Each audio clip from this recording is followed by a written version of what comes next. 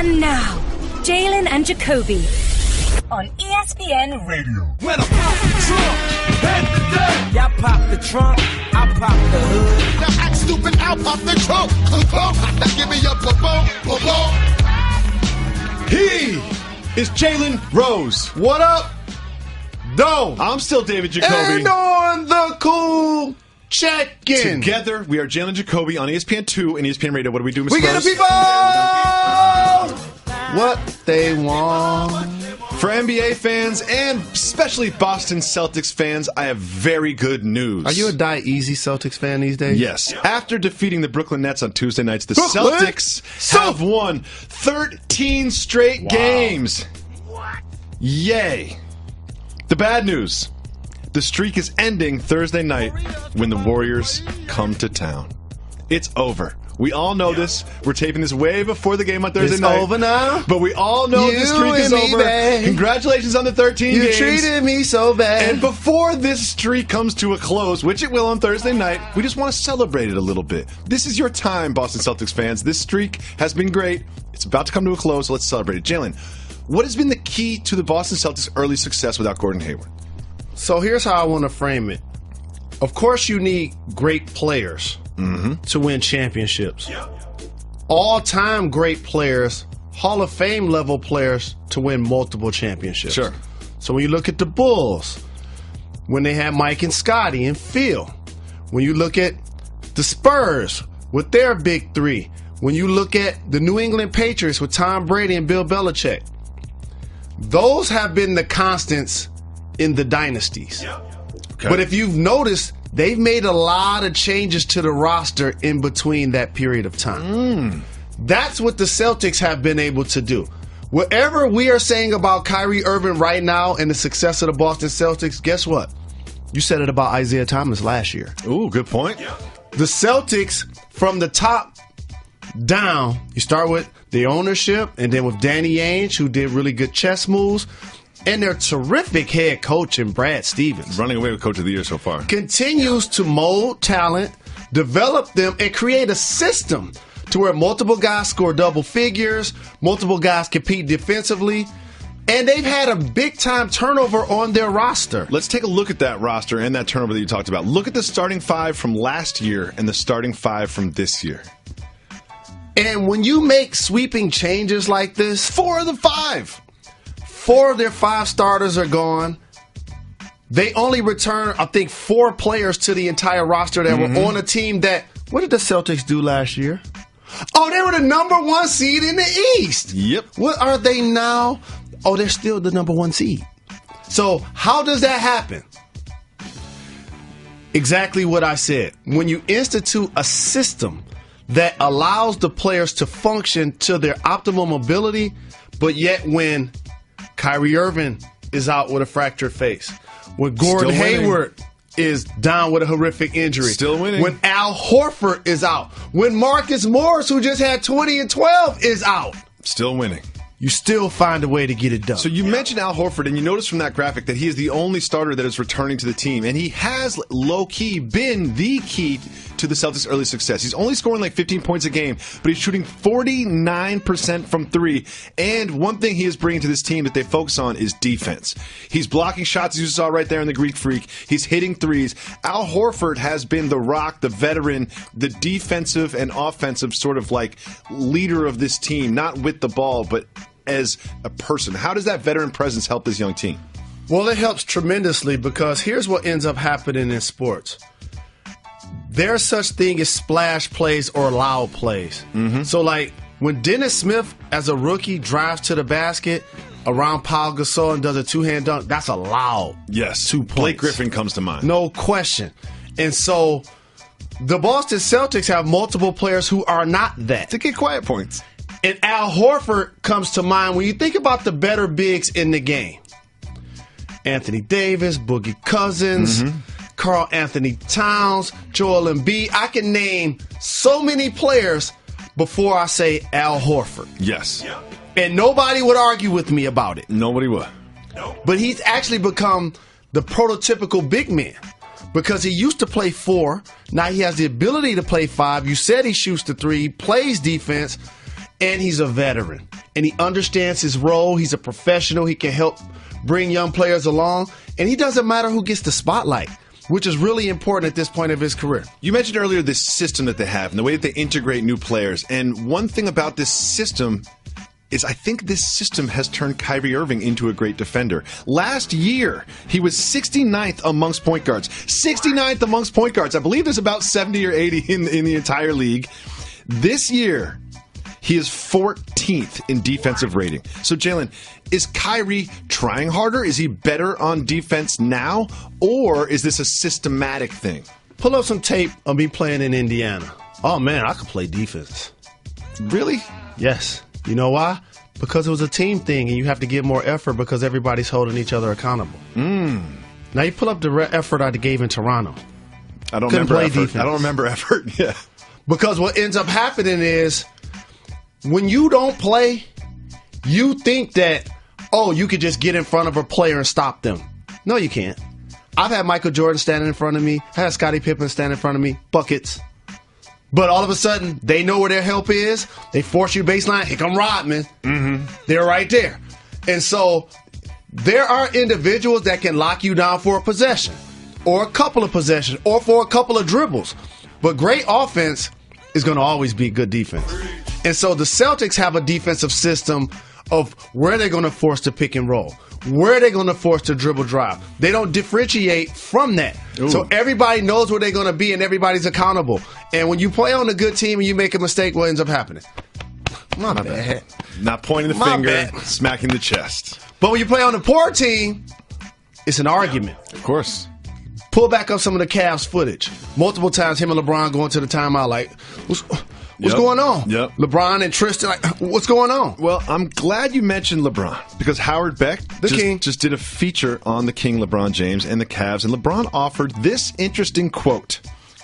Quote, I look forward to when IT returns, whenever that happens, to give me a break here and there where I know he can run the offense and control a quarter or two, or a game if need be. It's been a while since I've had that clear-cut guy who can get guys involved but also score at the same time. Jalen Rose, sounds like a veiled shot at Kyrie Irving. Is that what it is? It's not veiled, it was. Kyrie's role with the Cavs was vastly different. When I say a system, when you watch the Boston Celtics play, it isn't one guy pounding the ball playing isolation. They don't play like that. That is how the Cavs play. So he was, along with LeBron James, one of the best isolation players in the game. They were one of the best isolation teams in the league. And when they met the Golden State Warriors in the finals, it was a contrast to two styles. One team that moved the ball, one team that played isolation. And so I understand where he's coming from because that's what Kyrie was asked to do. But I do know this. I was in the building, right wing, being guarded by Steph Curry, Game 7. They gave the ball to Kyrie. Right now, we're going to our 1-800-FLOWERS Twitter feed. We asked you, we're going to start working our Twitter feed better. Everyone listening, especially our co-producers. We're going to ask some specific questions, not just general questions. We answered those earlier. Right now, we have specific questions about relationships. Are you ready, Mr. Rose? Let's get it. James wants to know, is it okay to have a joint bank account with your partner? James, thank you for the shout. We appreciate the support. It's absolutely 100% okay. Let me just say there's levels to it, though. There's levels. It is levels there's to levels. it. Like, no question about it. There's certain there's benchmarks levels to in the everything. Yes, there's certain benchmarks in the relationship. It has to be. You have to be pretty far along the relationship path before you start getting a joint bank account. And once that takes place, there's always going to be a time where each individual wants their own little slush fund to put their I call it play money in their pocket, which is rightfully so. Walk around account. A lot of things come to the forefront about unhappy or unhealthy relationships. One of the main things that gets overlooked is finance. It's true. It's a big part of your life. It's a big part of your relationship. And so if that piece of it is in order and you have an understanding of what the expectation is of each person based on what you're making and what you're spending, absolutely. Once upon a time, my wife and I lived together, even before we were married. Just a quick personal story. And then it was I made more, so I paid more. We split it down, not down the middle, but I made a little bit more, so I paid a little bit more. However, she started making more than me, and we stayed at 50-50. You know how that goes. I remember I brought it up one time. I was like, remember when I made more than you? And I used to pay more. I was like, you make more than me now, so what's up with you paying more? She looked at me and was just like, next question. Not going to be able to do it. Yeah, she was like, next question. Shout out to my wife. You know what? You should never, ever, you should encourage your wife to make more than you. Thank you so much for the question, James. Next question we have is from Game Infested. Shout out. Is it a soft move or a boss move to call your lady wifey even though you're not legally married? It's 100% a boss move. I do it every day. There's nothing wrong with it. Everyone's got their own little thing. There's levels to it. And that's pretty much where the term comes from. For me, Meth said it best. Sometimes you don't need a ring to be my wife. Meth always said it best. I've been listening to that woo. I'm telling you. Were we I've wrong been bumping about it all day. If you are listening to this and you have not listened to the new Woo yet, let me tell you, you will not be able to tell the difference between the new Woo and the old Woo. It's a Wu-Tang album. Like, they have tried different things. RZA was in the Grave Diggers, and, Method Man and Redman did their thing. They've all gone down a little past, but it's come full circle, and they're now back to being the Wu-Tang Clan. And it's not like the Woo, then there's Red and Meth. Redman is on multiple songs also. I think he even got a Wu-Tang tattoo. He's part of the Wu-Tang. No question. Yeah, he is. And so this next question is from Allie. Has Jacoby used... We didn't answer the last question. Well, all right, you got sidetracked. What was the question then? Do you call... Oh, wifey. Yeah, it's boss move. Boss move, no doubt about it. We answered that. Allie, I appreciate you keeping tabs, though. Got to answer the questions. You got to give the people what they want. Has Jacoby used Jalen's regular tonic yet? And when was the last time Jalen has used it? Jalen, I don't know if you know this. You actually don't know this because you don't come to the production meetings. We have got the ingredients. Tomorrow on the show, you will not only show me how to mix it, what the proper, you know what I mean, ingredient, what the proper ratio are of each ingredient. I will be drinking what I call Jalen juice tomorrow on the radio and on television on Jalen and Jacoby. And really, the best way to actually do it, and we have hot water here clearly, is hot water, real ginger. Get some real ginger. Oh, I we forgot have to about the peel ginger. it. Alex, if you're listening, we need ginger. You see, that's why I said that first. Cayenne, honey. Honey? I thought it was lemon juice in there. And a little lemon. Apple cider vinegar, cayenne pepper, ginger, lemon juice. Trying to tell you.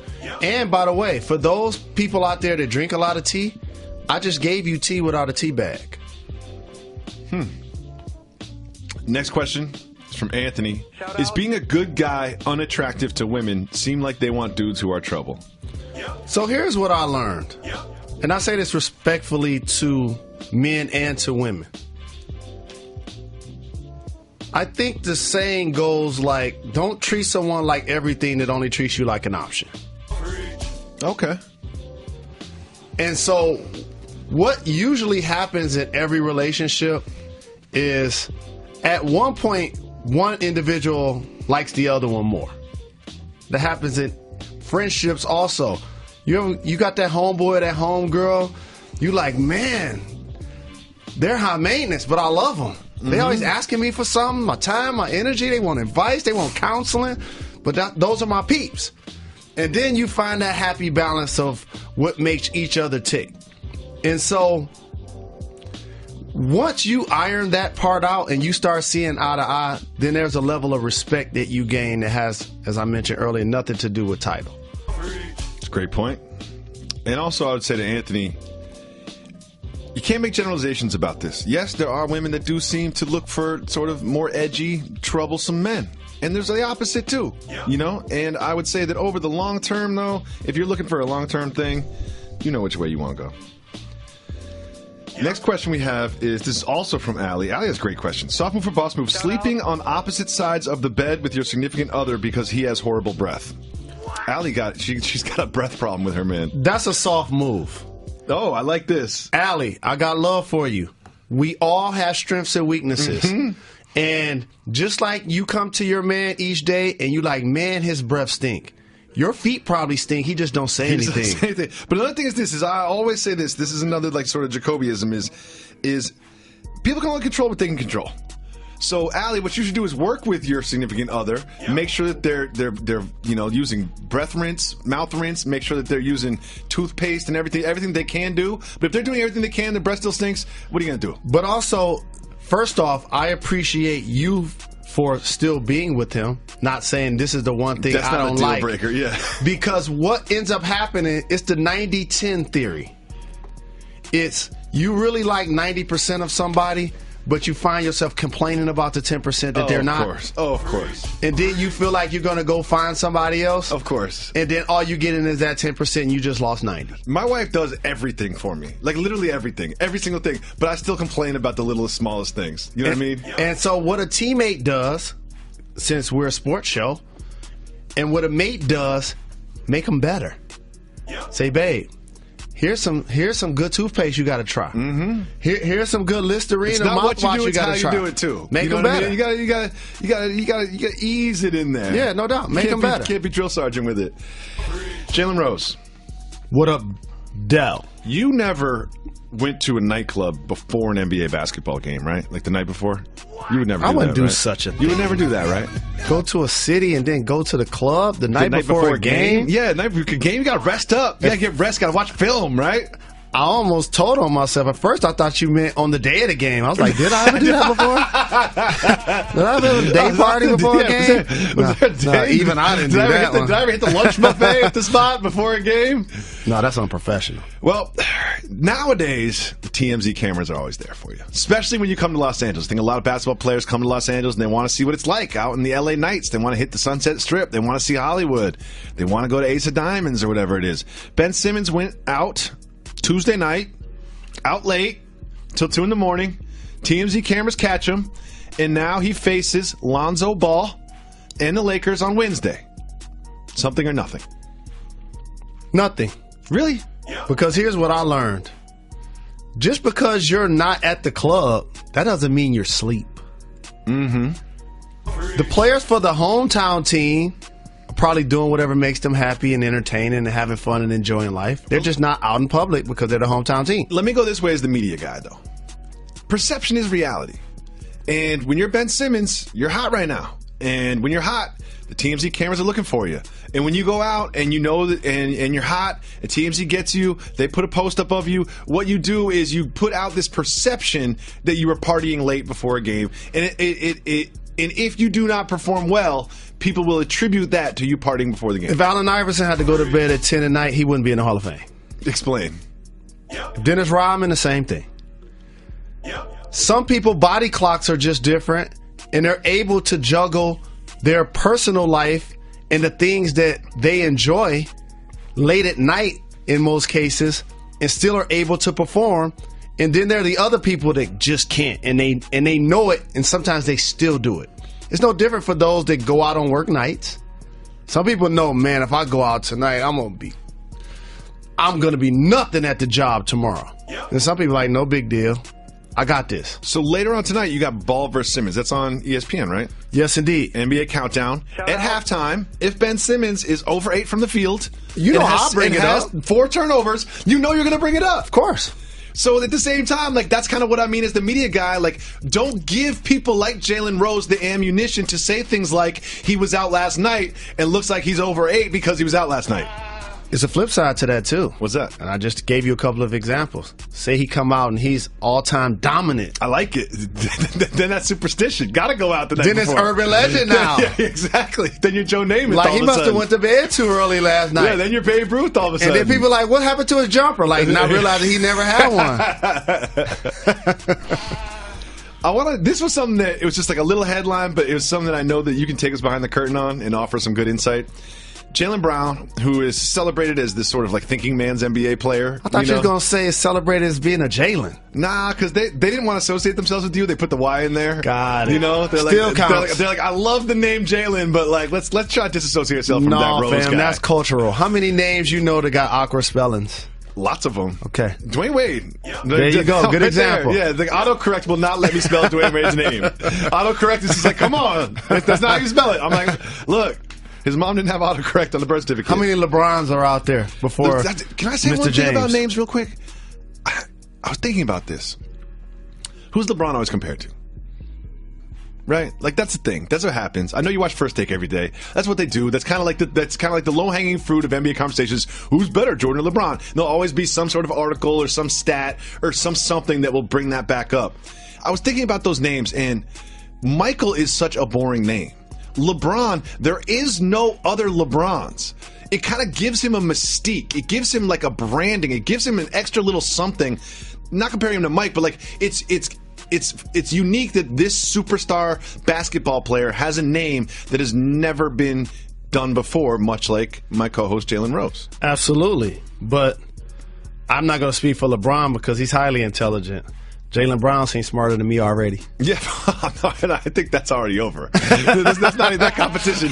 No one even brought that up. So Jalen Brown said this: 80% of people think they can beat an NBA player one-on-one. What? I mean, I think he might be. I mean, he's just playing around with the numbers a little bit. But in your experience, do you get those like thirsty Division III college basketball players that see you at the gym that want to go one-on-one?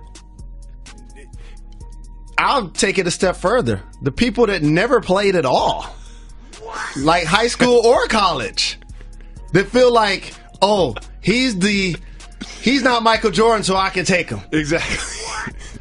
That whole ideology. That's why we got to retire certain words on this program. That really rebuffs that line of thinking. So, Jalen Brown mentioned Jared Dudley by name. Of people that, you know, like an NBA player that people think they could beat one-on-one. If I'm Jared Dudley, I'm just like, when you get jammed up, don't mention my name. Like, come on, Jalen Brown, you want to play one-on-one right now? I'm Jared Dudley. I'll back you down. Here's why I use him as an example. And by the way, I got love for Jared Dudley. Has a son named Jalen. Can't make this stuff up. I love Jared Dudley. How about this? So, when you look at him, though, just like Zebo, kind of built like a Michelin man. Doesn't look like he's getting a little stretch mark 4-y. As you think a quote-unquote athlete is. Stretch mark 3. And then all of a sudden you get him open for 3 and he knocking them down, getting paid millions of dollars to play basketball. Millions and millions and millions. If Jared Dudley couldn't be in the league, Jared Dudley would be out of the league by now. But he always gets picked up and he always gets minutes. Shout out to Jared Dudley. We got to bring him on the show. He's going to be in the media. Shout out.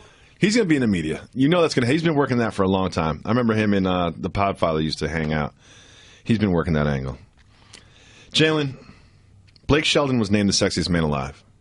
What? How do you get nominated? What? You want to be up for this, don't you? I can see. I know you well enough by now. I got 12 months to get it together. What are the criteria? I know you well enough by now. What's the criteria? You have to be white. No, okay. I'm just playing. 98% of them are. Denzel's been in there. Who else? They've had some diversity. I don't know the history of the People Magazine Sexiest Man Alive. It's only been 1 or 2 black people. I know, but we had to look this up because we do this every year. That was a great joke. But I like Blake Shelton as a pick because I feel like he represents for the dads out there, the gray-haired, dad-bodied dudes out there. We can still be sexy. Are you as upset as the rest of the internet that Blake Shelton is the sexiest man alive? No. I learned not to criticize, judge, or critique another man or woman based on their status, their looks, their background, their religion, their creed. That level of responsibility and respect and maturity, it really lifted an emotional burden off of my life because I was a lot like a lot of people out there too. Like I used to basically walk around with my fist balled up too and my face frowned up thinking if something happened for somebody else that they probably was taking food out of my mouth. And then I realized there's plenty out here for everybody to eat. I just saved hundreds of dollars by switching to Geico. I've never felt more alive. Disclaimer. Geico cannot guarantee you will feel more alive. You either possess functioning respiratory and circulatory systems, or you do not, or you are a zombie. If you are indeed a brain-starved zombie and you would like to save money on car insurance, the Geico legal team applauds your excellent life choices, even in your shambling afterlife. But we strongly encourage you to visit geico.com or download the Geico app. Please stay a minimum of 500 feet away from our large and presumably delicious, delicious brains.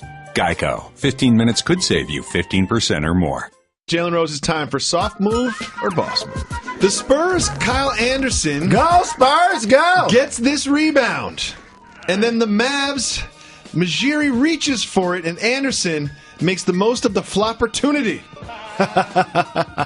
You had to go there, huh? He made the most of that flopportunity, and then after the game, he tweeted and then deleted this. Quote, "The difference between flopping and selling it. Dude reached across my body and got my arm.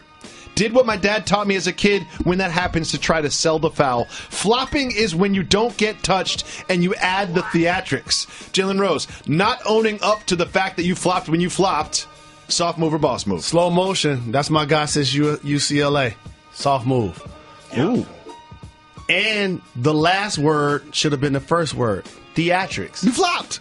The way he fell, he almost tore up his knee. When you look back at that video, that's what I thought was about to happen. Like, did he hurt himself? Yeah, what are we watching here? You still got the call.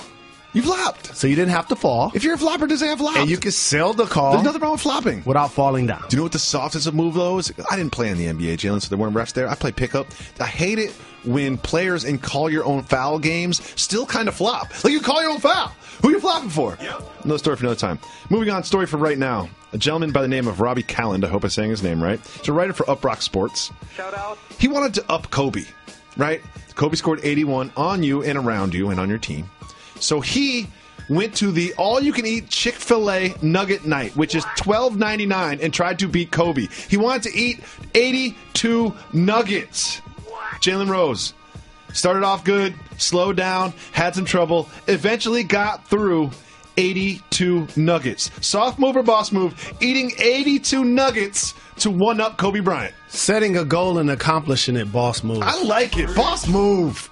You know what? I ran the marathon. He ate 82 nuggets. We all push our bodies in different ways, you know? I would like to know if he used sauce. If so, you have which to. one? You got to use the honey sauce. mustard is bomb. You got to use sauce. Can I say something into a microphone that I probably shouldn't? Only had Chick-fil-A like 3 times. You missing out. Just only had it like 3 times. Did I say something to a microphone? What's that? Never had Arby's. Oh, yeah, of course. Never had Hardee's. No one's ever eaten at Arby's. No one's ever eaten at Arby's. Jalen, this is very important. Have you ever had Papa John's? No, I mean like a couple times. Not intentionally. Never ordered Papa John's to my house. The Toronto Raptors went down to Houston. T-Dot. To play the to play the Rockets. Guess what? They beat the Rockets. The Red Hot Rockets, James Harden. They beat them. They went down there. After the game, they got little Twitter fingers, and they posted this photo of James Harden without the beard saying, ball game, Raps win, #We the North. Soft move or boss move, pulling up old photos to troll your opponent. I want to quote the great American philosopher David Jacoby, who says, you can be mean if... You're funny. That's funny. I thought I was a little mean. And funny. I didn't think it was that funny. I did. I did laugh the first time I saw it, though. Because it was him. It wasn't doctored. It was him. We got one of you also that is not doctored. Let's take a look at an old photo of Jalen Rose. You wearing a backwards Javon Curse jersey and a Reebok hoodie and a big old diamond earring. What is happening in that photo shoot? First off, I had 2 big diamond earrings. Couldn't see the other one. The chain I had on. That superstar, I'm going to have to bring that back out. I still got that kit. You still have that chain? No question. You still have the Javon Curse jersey? All of my eyes. Have you ever worn the Javon Curse jersey forward? I haven't. Javon Curse was the freak. Shout out. Jalen Rose, Space Jam is 21 years old. I never loved Space Jam. It wasn't really that big of a movie in my life, but like people seem to love it. I understand why. I get it. It involved Michael Jordan. People love Michael Jordan. This is the interesting part. The director is claiming that he is the reason that Dennis Rodman was added to the Chicago Bulls. Here is a quote from the director. Quote, I said, why haven't you guys gone after Dennis Rodman? Because Michael was going back to the Bulls later that year. He said something about how he didn't know whether he could play with Dennis. I said, look, the guy doesn't shoot. He plays defense. He rebounds. He doesn't get in your way. You should go after him. That night, Dennis Rodman was at this Beverly Hills hotel with Michael, and they made the deal that Monday. Soft move or boss move, the director of Space Jam taking credit for Rodman to the Bulls. Boss move. Ooh, I like it. Because Jacoby always says in everyone's production, they are... And everyone is a hero in their own movie. Correct. Everyone's world revolves around them. And so whether he had 1% of influence on Michael Jordan, even if he had 0%, even though he said it to him. Feels like 100 to him. No question about it. He's no different than us predicting things that are going to happen when they take place. He's the hero. Everyone's a hero in their own movie. Just remember that. Because when you're talking to somebody and you disagree with them or they see something different than you do, you have to put yourself in their shoes. And when you do so, say, I am the hero in the movie. There's a reason why the late, great Jerry Krause also has his name hanging in the rafters in Chicago. He did that. He did the deal. Next. Steven Tyler was on TMZ Sports, and they asked him about Ric Flair and the 30 for 30, and Ric Flair claiming that he slept with 10,000 women. And then Steven Tyler he's saying that it's impossible that he'd never do so. Soft move or boss move, getting involved in Ric Flair's sex numbers. We did it for Wilt, but in this case, I'm gonna say it's a soft move. It is. Like, just let him live his legend. Like we just said, let Ric Flair be the hero in his movie. And in his movie, the script says he slept with 10,000 women. So there you go. Whatever you want to believe, Ric Flair. That's We're not fine. here to dispute it. Exactly. You know what? If people want to claim crazy things that aren't true, I just let them live that delusion. And also, I just have to say this on the Women's Crush Wednesday. That's not flattering. No, it's not. It doesn't make you attractive. You know? No woman once says, I want to be number 10,001. You know, that's not how it works. Ric Flair. Woo! So, this isn't the New York City mayor. It's the New York City mayor's spokesperson, like the PR person for the mayor. They were asked, here's what he did. They asked him why he felt it necessary to publicly declare the unexpected endorsement. And he said this. He said, I like Chicago-style pizza. NYC has a lot of great pizza, but I prefer Chicago style. I don't think anyone cares what type of pizza the mayor's press secretary likes. I think they care more about someone not being a phony, especially about pizza. Soft move or boss move, being honest about your pizza preferences, even though you might lose your audience. You won't lose your audience for that, or then it never was really down anyway. Come on now. Seriously? I think it's a boss move to be honest about what you prefer. It's a soft move to like Chicago-style pizza more than New York style. It's a soft move to say you like something that you don't, just so people will like you. That's phony. I like that. I think that's interesting. If you had to pick between Chicago-style and New York style, what would you pick? Chicago-style, because my favorite pizza, as you know, is Pizzapopolis. Mm-hmm. And it's seafood, and it basically comes in a deep dish variety. I liked it. It was better than I expected it to be. But I'll take a New York-style pepperoni 100 times out of 100 on that. And don't forget, everybody. Funny you say that. We had pizza for dinner last night. If you've learned anything from this program, it should be this. Order your pizza well done with extra sauce. You don't have to do extra sauce. I prefer extra sauce, but your pizza's going to be better well done. Can you give them a snapshot of how you know all of these intimate details? I'm a professional pizza maker. I spent 2 years of my life. 2 years of my life at Bell's Pizza in Amherst, Massachusetts. R.I.P. Shame what happened at Bell's Pizza. But, man, I learned a lot in that hot kitchen from the late, great John Bell. Shout out. Jalen, I know this always makes you nervous. Time for the Don't Get Fired topic of the day.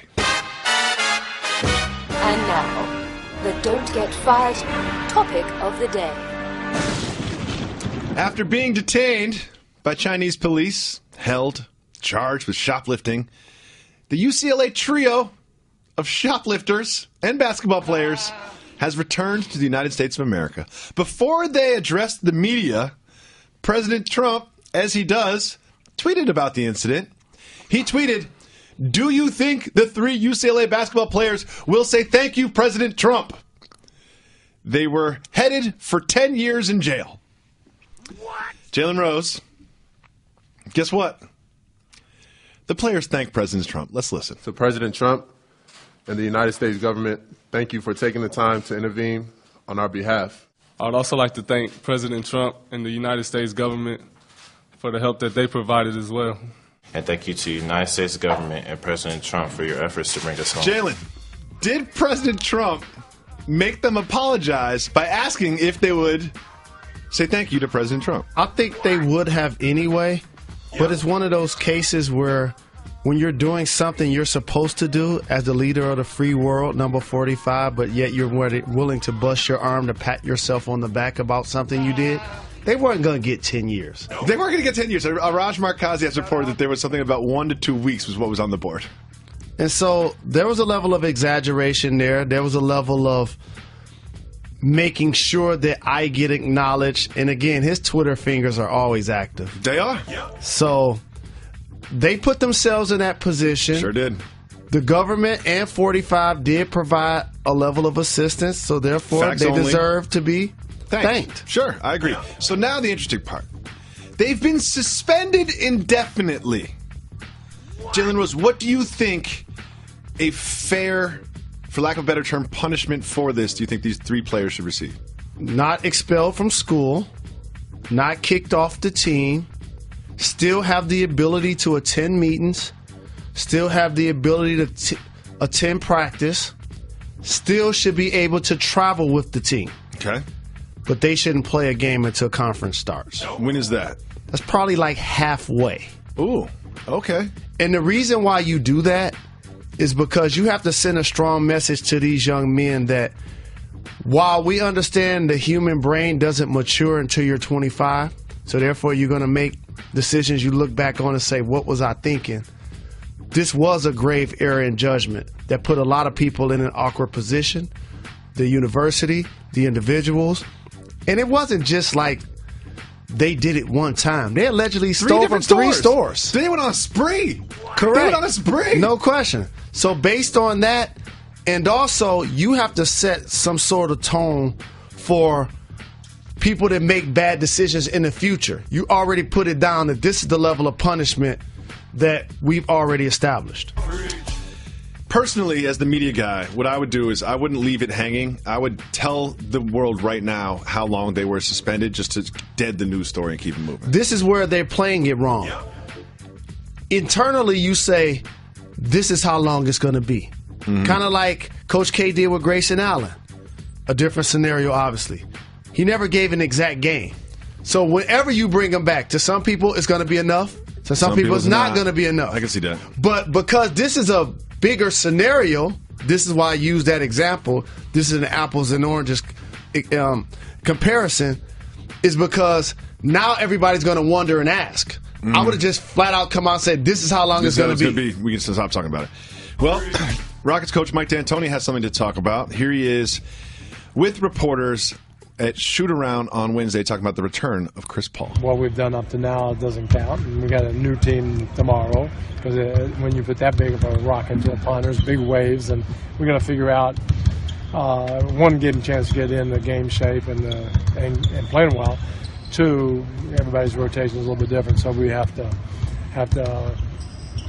endure the next 2 or 3 games and try to smooth it out as we go. Why is Coach D'Antoni acting like we have to endure the next 2 or 3 games? Like, why is he acting like this is such a problem? How would you integrate Chris Paul if you were him? Chris Paul has done a really good job in his rehab doing individuals with the legend John Lucas, who's a part of the Houston Rockets staff. I talked about from the beginning when initially it was talked about it only being a couple of weeks, that it was going to be around a 6-week timeline for Chris Paul's return. The most important thing that he said is getting game shape, but also he's integrating somebody that's also used to having the ball. And so based on the way Harden has been playing with him out, kind of like he was the last couple of years, the adjustment for everybody beyond rotation, in particular a guy like Eric Gordon, who's in the starting lineup. I picked him to be 6th man of the year. He's been balling, averaging around 20 points. And so he's got to now become a substitute again, and it's going to be a domino effect for the roster. But in particular in basketball, when you could bring back somebody of Chris Paul's caliber, an unselfish player that can get buckets, you find a way to figure it out. And also you want to keep James Harden's usage down. That was the whole goal for bringing Chris Paul to town, besides the fact he's a great player. Is the best use of Chris Paul is the second unit James Harden? Like, should they, of course they're going to play at the same time at the beginning of games, at the end of games, but if I was managing the team, the way I would integrate him is make him the second unit James Harden. That's what they were doing anyway. In order to get both of those guys the opportunity to play make, you start them, you substitute one, and you leave the other one in with the second unit. That was going to take place anyway. But I'm just going to put something out there. Uh-oh. I like it when you do this, Jalen. What do you got? What do you got? I think this is Chris Paul's only season in Houston. Yeah. And I know I was one of the people that talked about LeBron James, if he left Cleveland, where would he end up? Is he going to end up in L.A. with Magic? And what's going to happen with Paul George? Hit the brakes. Okay, sir. LeBron ain't going to L.A. if he leave the Cavs. What? You know where he's going if he leaves? To New York City. Oh, I was thinking Philly. I've been thinking a lot about this, and I pay attention to, and I make a couple of phone calls here and there, about why things happening. am I sitting here saying that he's going to leave? I don't know. Guess what? He doesn't know. Of course not. But guess what he doesn't want to do? Leave and go to the Western Conference. He's going to be in the Eastern Conference. Where he's been dominant already. So if he does decide to leave, if he does decide to leave, just think about what's happened over the last week or so. He's in New York City, filming himself on the subway. Mm-hmm. He's in New York City, going back and forth with Enes Kanter. Yep.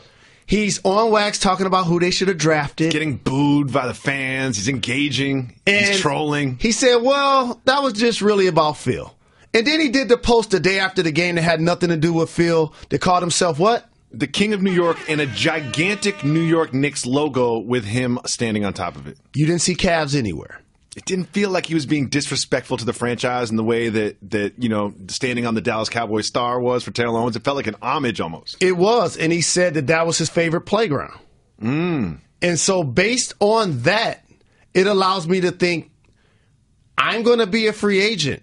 New Yorkers, there could be a chance if I left that I come run with Porzingis in your young squad. Do you think this will be the last time this year where we talk about where LeBron will potentially play next year? Not at all, but I wanted to be the person to put it on wax. Good.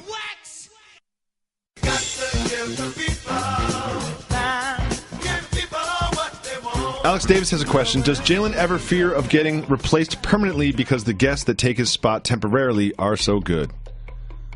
You can't replace Jalen Rose with Jalen Jacoby, man. No.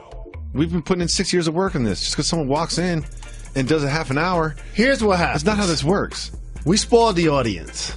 We never took days off. We don't take days off. No. And what ended up happening is, now when I don't do a show a couple of days, people think I'm on vacation. Exactly. Like, there were things I had to do for another opportunity that's coming up. And let me just put this on wax. I can put it out there now. No. Don't do it. Whatever you're about to do, don't do it. No, I can put it out there. Whatever you're about to do, don't do it. See, this is Darrell Revis right here. So I promise whatever he's about to say out of Jalen Rose's mouth is something that he should not say, some sort of announcement, going to put something out there in the world, and going to cause controversy. It is an announcement. You know me very well. I'm honored. I'm enthusiastic. I'm excited. I am so very fortunate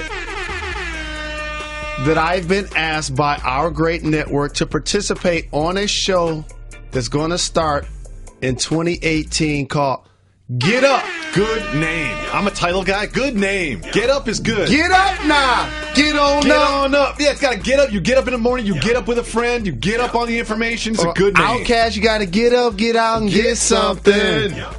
Along with my good friends and colleagues, the great Mike Greenberg and Michelle Beadle. And others. Who's also participated on this show. That's what made me think of this announcement, because she's one of the people that's filled in one of the days I wasn't here. But you have a message for Jalen and Jacoby listeners. But I have a strong message for Jalen and Jacoby listeners. We not going nowhere. You can't replace J&J. Did Puff say this best? We ain't going nowhere. We ain't. So whatever press release you read, whatever article you read about Jalen Rose doing a morning show, that does not mean Jalen Rose is not going to do Jalen and Jacoby. So when you see me tweeting #GetUp, that's going to be 7 to 10 a.m. Eastern. What time do they watch J&J? All night on ESPN News. All morning. So that's DVR. 12 hours later. Yeah. I have plenty of time to do this program. Don't worry if you're a J&J fan. J&J is not going anywhere. We'll continue to give people what they want, get bigger and stronger, even though Jalen Rose will be on a morning show. So don't worry if you read something in the press. And by the way, it's mutual. Not that they're asking me to replace you. They're asking you to replace me. Mm-hmm. You know what? There's only been one time in the history of this program where there was someone who replaced me. Van Lyons? No. It was Robert Mays, the great Robert Mays, early in the Grantland days. I was out for a week. I think I was in Hawaii, and he was my co-host. He was your co-host 1 week. And there's only been one episode in which I was not here. But I can't front. Me and Katie Nolan did talk about replacing you when we went to the bathroom. Yeah, you probably should, though. I would definitely take Katie Nolan over me. I'm holding you back. If you can convince Katie Nolan to do this show would get bigger. You have to keep calling it Jalen and Jacoby. And I respectfully say this. I won't be on it, but you still have to call it Jalen and Jacoby. She would appreciate what I'm about to say, so it ain't a slight or a diss, because I'm saying it about myself too. Of course.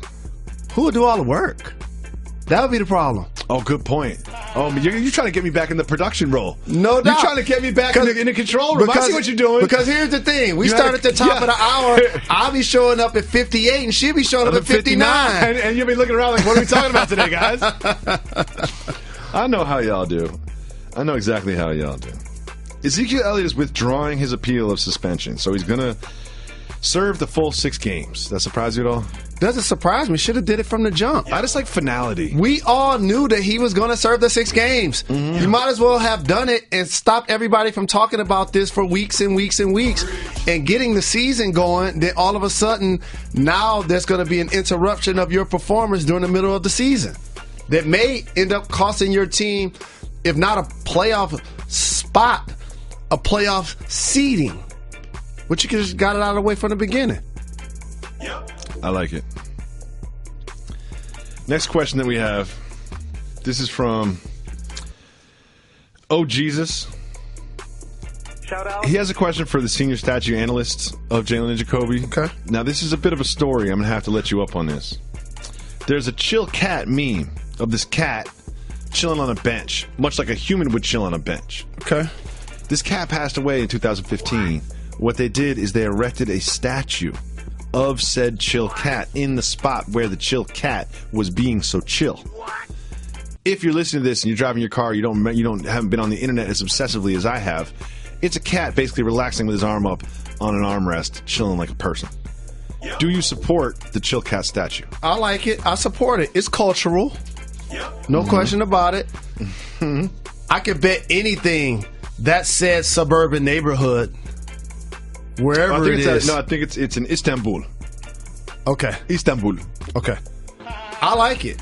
I support it. It looks just like the cat. Mm-hmm. It did a great job of mimicking the actual body language. The essence of the chill cat. No question about it. And, I love animals. Neil Patel sent this to us. It's a picture of a bumper sticker on a minivan. Do you know what the bumper sticker says? I used to be cool. I have the minivan capo in the studio to answer that question. This person drives an Odyssey. You may think that they're eligible for the minivan mafia. Ineligible. There is nothing cooler than taking care of your family. There's nothing cooler than being safe. There's nothing cooler than being efficient. There's nothing cooler than pushing a button on your keychain and watching your sliding side door just open up. There's nothing cooler than plugging in a vacuum into your car and vacuuming your car like it's your living room. There's nothing cooler than having cup holders on cup holders on cup holders. There is nothing cooler than having more TVs in your car than there are in your house. There is nothing cooler than driving a minivan. And there is nothing whacker than acting like driving a minivan isn't cool. So I'm going to go the other way on this one. Okay. I think this is one of those things where being an athlete, sometimes I hear people say certain things about being in a foxhole that have never been in a foxhole. Well, that's what I do for a living. Either I have to call them on it or I take it personal. That's what I do for a living. I think you're in this so much that your feelings are into the sticker, but he's really, or she, is saying the exact same thing you are. They're owning it. They're saying, I used to be cool. It's not saying, I'm still cool. I'm still cool. Am I not cool anymore, Jalen? You admit it. Am I not cool anymore?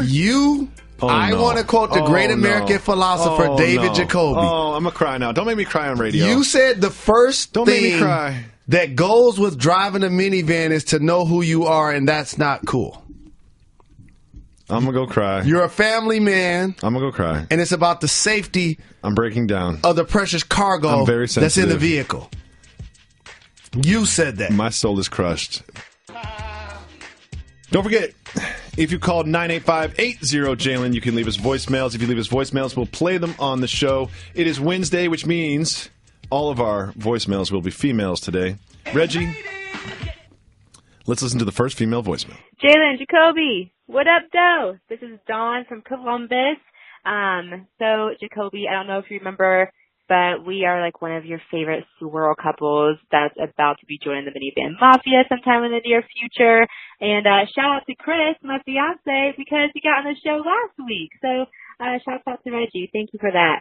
But now I need your guys' help. I have a question for you guys. It's a serious question. Soft move or boss move? Okay, so Christopher and I, we have really good conversation. I mean, our talks are deep, they're philosophical, and we cover a lot of ground when we're talking, and they're just rich. They're so good.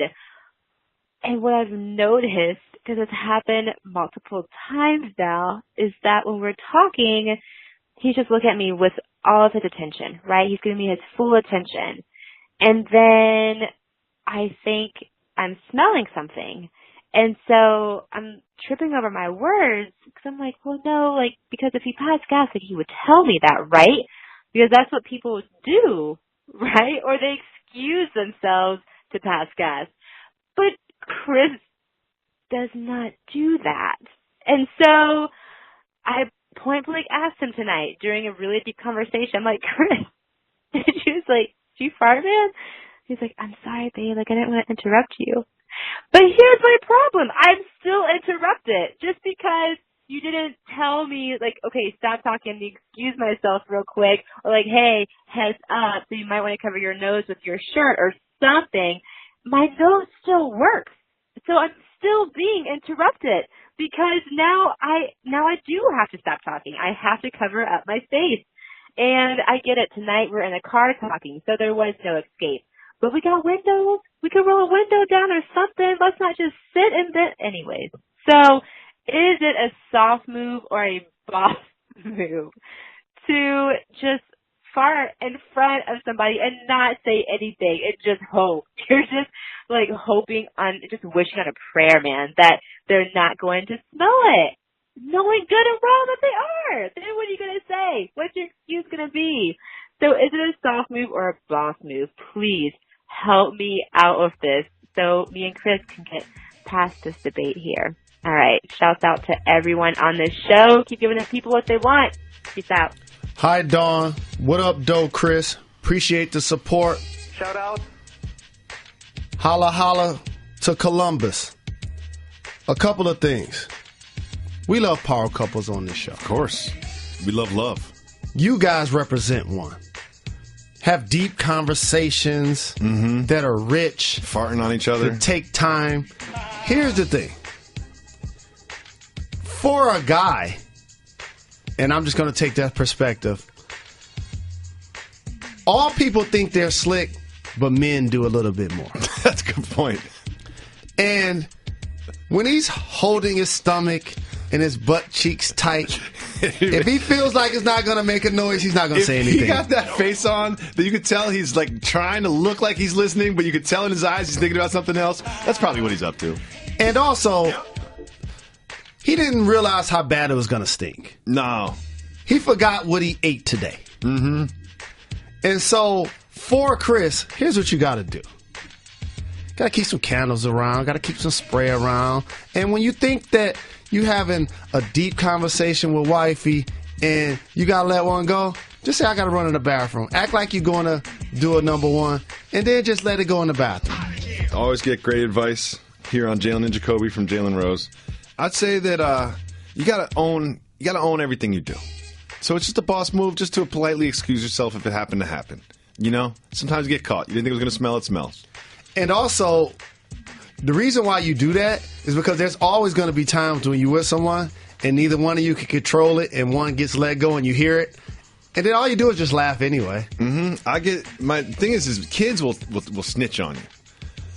So I drop my son off at preschool. We walk in the room. It's quiet. Everyone turns to look to see who's coming in the room.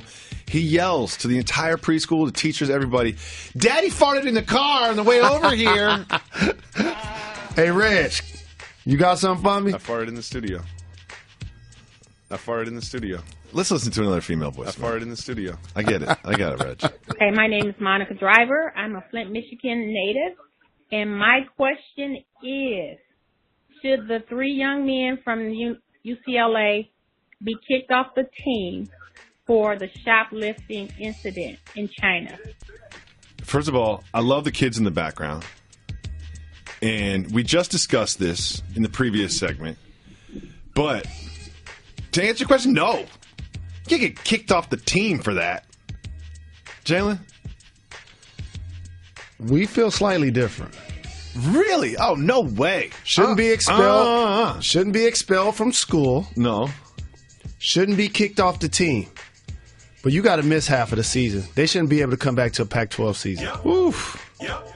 Because you're not only doing it for the people involved, you're doing it for the next person that makes this bad decision. If I remember correctly, you got in a little trouble during your time at the University of Michigan. This is true. And I don't remember you missing half a season. Because I was not guilty.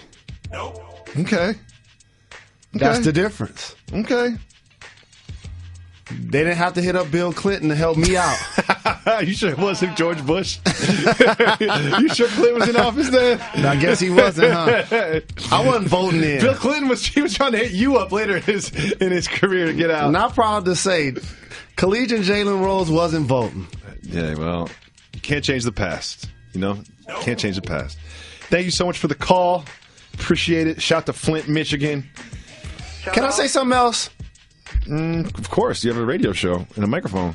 I want to make sure I highlight that right now in Flint, Michigan, almost like a third world country, there still isn't 100% clean, running, usable water for people to use. It's one of those things that our society does, and I'm not necessarily saying it's a bad thing. It's just something I'm observing, that it can be a hot topic for a month, but it just gets a little fatigue. You know what I mean? There's a little bit of fatigue from people that aren't immediately affected by, Flint, we gotta get water to Flint. Let's all the rappers go to Flint, start giving stuff away. Athletes are going to Flint, driving around trucks, giving away water bottles. You know, it doesn't mean that the problem's solved. I'm sorely disappointed in our country that isn't being treated like the natural disaster that it is, and immediate help and attention isn't continued to be levied on that situation until it's fixed. Well put. Reggie, let's listen to the next female voice. Hey, Jalen. Hey, Jacoby. Hey, Reggie in the back. My name's Lexi, and I'm from Atlanta by the way of DFW. So shout out to Dallas. So my question today is, one, is it a soft move or a boss move for your boyfriend to tell you, hey, call Jalen and Jacoby, shout me out, I'll give you a question to ask. So shout out to Keith. And two, is it a soft move or a boss move to force your girlfriend to go with you to a Phoenix Suns basketball game? It is your birthday, but they're not even your team. So soft move or boss move on both. Love the pod. Keep giving the people what they want. Keep getting them checks. And keep giving everybody a dope pod to step to. Later, y'all. Oh, I appreciate the call so much. That was Lexi, right? Appreciate that call. Sometimes I feel like some of these female voicemails are like hostage situations. You know what I mean? Like, the boyfriend is standing right next to her, telling her what to say. Not saying that about you, Lexi, but I'm saying in general, you know what I mean? And I understand we appreciate all of our female listeners and all of our female callers. On your birthday, you should not be forced to do anything. That's a soft move. I mean, I understand he's making an effort. He knows you're a basketball fan, taking you to an NBA game. He's trying. But on your birthday, it should be whatever you want, whenever you want, whatever that is. I'm rolling with Jacoby on that one. It's a boss move for all couples to support Jalen and Jacoby in any way, shape, or form, regardless to who turned who on first. I must stress that. Of course, there are women that turn their boyfriends on to our pod, and vice versa. I agree. On your birthday, it should be whatever you want. So that's a soft move, but it's a boss move for him to have you call, give you a question. Because you got to be informed. You're representing both of you guys. Of course. So he can't have you calling up here. I know how this works. They argued about the Suns thing. And you know what they said? They said, let's have Jalen and Jacoby weigh in on this and settle this argument. So I'm going to settle it. Lexi, you're right. It's a soft move. You're not a Suns fan. You should get whatever you want on your birthday. We have time for one more female voicemail. Reggie, what do you got? Hey, Jalen and Jacoby. What up? My name is Dana from Oregon. I live in Oregon, but I'm from Minnesota. So I'm just calling to say, Frozen State represent, and what do you think about them Timberwolves, though? Peace. I like the succinct call from Danielle. Yes, indeed. We need more callers like her. But then I do like when people call in and they feel like, you know what, I got a lot to say. I'm just going to say it. Exactly. Because if they play my call, they're going to listen. They can edit it down, you know. Big shout to Oregon and Minnesota that she represents. Shout out. I really like the Timberwolves. They have to defend better. Mm-hmm. They have a couple of the bright young stars in the game, Wiggins and Karl Anthony Towns. They added Jimmy Butler. Jamal Crawford's going to be a Thibodeau's heat-check a defensive coach. But their coach is going to stress playing defense. And as they continue to buy in, which I think they will, you have a team that's going to be a perennial playoff team and possibly a couple of players away from trying to take that next leap. But, man, the Golden State Warriors are still in the West. But Karl Anthony Towns should have his way against them because they have nobody his size that should be able to stop him from getting layups and dunks. Jalen Leott left. Jalen bounced on us, but he passed the baton to my friend and Jalen Jacoby's official senior Sixers analyst, Ben Detrick of the Cookies podcast. So we joke and call you the official senior Sixers analyst here of Jalen Jacoby because you are a friend of mine and you are obsessed with the 76ers. You cannot have a conversation about the National Basketball Association with Ben Detrick without it somehow circling back to the 76ers. It's really an uncanny conversational ability that you have. But I'm excited to talk to you about them because I'm very excited about the Sixers. You know, it's been a long time coming. You know, I was talking about Tony Rote when no one wanted to, but now we're in the media cycle. I feel validated. I want to start with this. I always watch League Pass and I bounce around game to game, but for whatever reason, I watched the entire from jump to buzzer Clippers Sixers game. And what really stood out to me, obviously, Joel Embiid is excellent. Ben Simmons is far and away not just the Rookie of the Year, one of the most sort of exciting rookies I've seen in a long time, but is Covington. And Covington, someone who I'm sure has been on your radar for quite some time, but not necessarily part of the national conversation. What does Covington bring to this team, and why is he so important? Well, he's one of those guys that fits the prototypical 3-and-D category. And oddly enough, there aren't that many 3-and-D guys in the league. You've got your Danny Greens, you've got your P.J. Tuckers, but guys who can legitimately shoot and really defend, there's not a ton of them. And Covington is that guy. He's a streaky shooter. He's not going to shoot 50% from three for the season. But with him getting better looks because they've got more talented teammates to attract attention, his defense is legit, though. I mean, he can really lock people down. He's got like a 7-foot-plus wingspan, guard 2 through 5. I love Covington. And to me, when people talk about the future of Philly, getting him under contract for the foreseeable future is a huge part of what Philly's doing. He is like their third Heat, to borrow 30 Rock parlance. You got Embiid and you got Simmons, but Covington is the third best player on that team. So here's the interesting thing about his contract, and I'm normally not like deep in the contract weeds when it comes to NBA analysis, but he's got a really unique situation. Literally today, he is up to renegotiate because he signed a 3-year deal on November 15th, 3 years ago. He currently this morning is making $1.57 or somewhere around there, $1 million a year, which anyone who pays any attention to contracts in the NBA is an absolute steal, like a Stephen Curry level value. But now the Sixers have to pay him. What do you think will happen with his contract? Well, the Sixers are confronted with the dilemma here of they can let him play out the rest of this year on that same more or less minimum contract. So he'll play out this season making $1 million and change or whatever it is. But he'll become an unrestricted free agent at the end of this season. So what they're trying to do is get him to take maybe less than he could get on the open market, but the security of not having to worry about blowing out a knee or something like that down the stretch. Well, also what the Sixers can do is, because they've got money on this year's cap, they can give him a contract that goes down year by year. So they can pay him a good chunk of money. He makes way more for this season than he would otherwise, but it goes down so he's not actually killing them on the cap in, say, 4 years. So to make sense of that, it's essentially like, let's say they've got $20 million in cap room. They can give him all $20 million, but they don't have to give him $20 million next year. They can kind of front load the contract, and then it goes down next year, so it's only $15 million against the cap or whatever. I'm just using sort of random numbers to make it make sense.